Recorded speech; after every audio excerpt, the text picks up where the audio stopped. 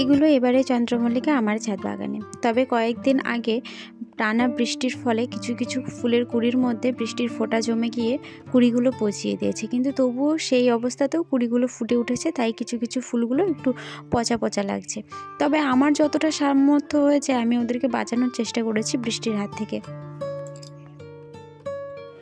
Hello friends, good morning. আমি নন্দিতা। কেমন আছো সবাই? আশা করছি সবাই ভালো আছো।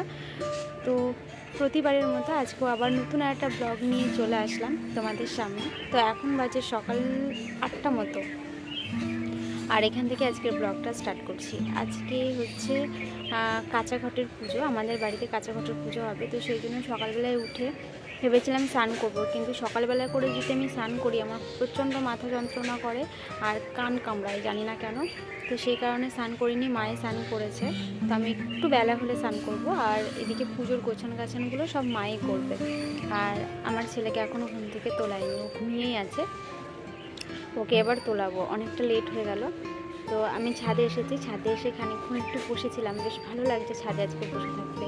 আসলে আজকে অনেক কাজ না, সেই জন্য আর কি অলসতায় ধরে যায়। যেদিনকে দেখি যে চারিদিকে কাজ খিচিবিচি, সেদিনকে যেন আমার কাজই করতে ইচ্ছা করে না আর কি। তো সেরকমই অবস্থা হয়েছে। তো চলো আর উপরে বেশিক্ষণ বসবো না, নিচে যাই।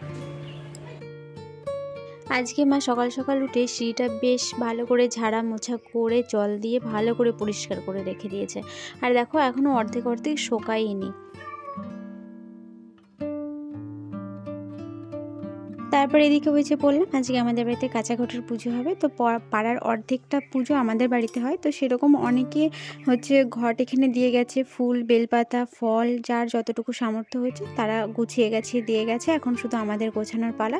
তবে এই পুজোর এইদিকে আমি হাত দেবো না, মাই করবে। আমি যেহেতু সকালে স্নান করিনি, তো সেই জন্য আমি একটু বেলা হলে স্নান করব। দেখো তার আগে আমি আমার ছেলেকে তুলিয়ে দিয়ে ওকে এখন দাঁত মাজাতে নিয়ে চলে এসেছি ছাদের উপরে। আর ওকে দাঁত মাজাতে গেলে আমার প্রচণ্ড খাটাখাটনি হয়ে যায়। এবার প্রশ্ন করতে পারো যে কেন যে এত খাটাখাটনি হয়। আসলে ওকে মানাতে গিয়ে, ওকে বোঝাতে গিয়ে আমার একবেলা কেটে যায়। এত বিরক্ত করে সকালের দাঁত মাজাতে গেলে।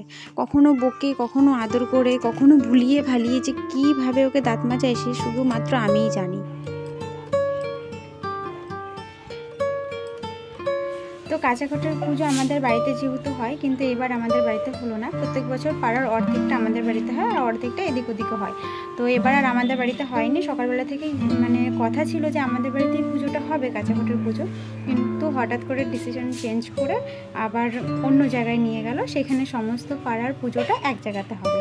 তো সেই জন্য আর কি মা সমস্ত কিছু সাজিয়ে গুছিয়ে নিয়ে চলে গেল ঘট টটগুলো।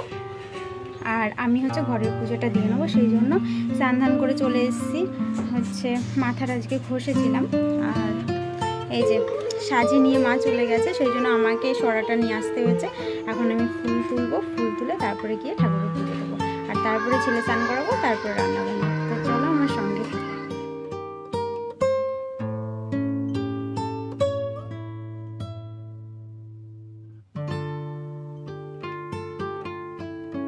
আর ছাদে ফুল তুলতে এসে দেখছি যে কিছু কিছু গাছের অবস্থা খুব খারাপ জল বিনে, কারণ জল পড়েনি সেসব গাছগুলোতে।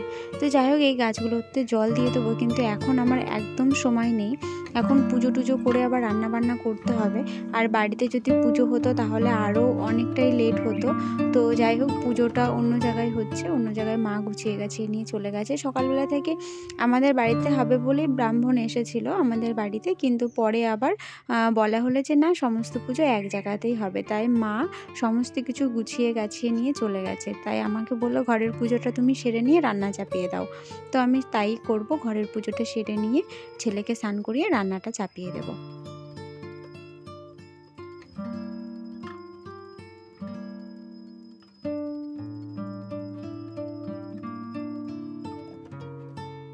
তো আমার পুজো দেওয়াটা আবার ঝট করে হয় না। তো ঠাকুরের সামনে বসবো, তারপর মনটা ঠান্ডা হবে, তারপরে আমার পুজো যেন শুরু করতে ইচ্ছা করে। আর সংসারে চাপে পড়েও 2-1 দিন তাড়াহুড়ো করে পুজো দিই ঠিকই, কিন্তু সেই পুজো মনে হয় না যে ঠাকুরের অবধি পৌঁছেছে। তো সেই জন্য আর কি আমার পুজো দিতে বেশ অনেকটা লেট হয়। আর মা ফল টল সমস্ত কিছু বনিয়ে নিয়ে চলে গেছে বাড়ির জন্য ফল রেখে যায়নি, সেই জন্য ঠাকুরকে শুধু নকুলদানা আর দুধ দিয়ে পুজো দিলাম।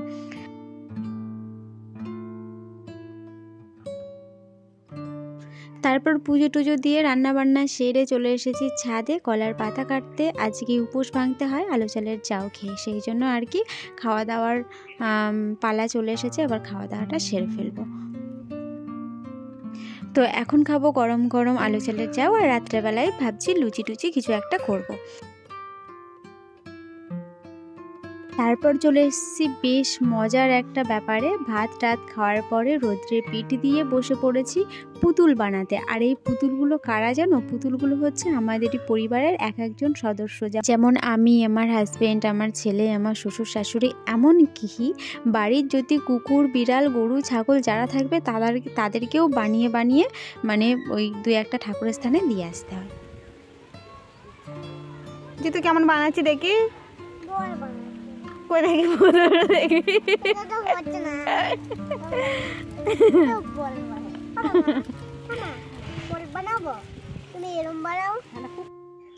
তো এই যে পুতুল বানানো প্রায় কমপ্লিট, আর এই পুতুলগুলোকে এখন রোদ্রে রাখা হয়েছে। তো এগুলো শুকাবে না, এরকম কাঁচা অবস্থাতেই দিয়ে আসতে হবে। তো তার আগে আমি সিঁদুরগুলো লাগিয়ে নিচ্ছি, কারণ এইভাবে সিঁদুর লাগিয়ে লাগিয়ে রেখে দিতে হবে। হয়তো তোমরা ভাবছো যে এতগুলো পুতুল কী হবে, আসলে এতগুলো পুতুল হচ্ছে আমরা ফ্যামিলিতে যতজন আছি ততজন পুতুল 3 ডবল করা হয়েছে। আর সেই 3 ডবল করা হয়েছে সেগুলো সমস্ত কিছু দিতে হবে। তার সাথে আমার কাকা শ্বশুরদের ফ্যামিলিটাও আমরাই পালন করছি, কারণ আমার কাকা শ্বশুরদের হচ্ছে অসুবিধার কারণে ওনারা দিতে পারছেন না। তো সেই পুতুলগুলো আমাদেরকেই বানিয়ে দিয়ে আসতে হবে। তো এদিকে তো পুতুল করানোর সমস্ত কিছু কমপ্লিট। এখন আমি রেডি হয়ে চলে যাব আমার ছোট মেয়েকে আনতে। আসলে আমাদের কালকে এখানে আর একটা অনুষ্ঠান আছে মাঠ পালনি, সেটাও বেশ মজার। তো যাই হোক, সেই কারণে ও আসবে, তো ওকে আমাকে আনতে যেতে হবে।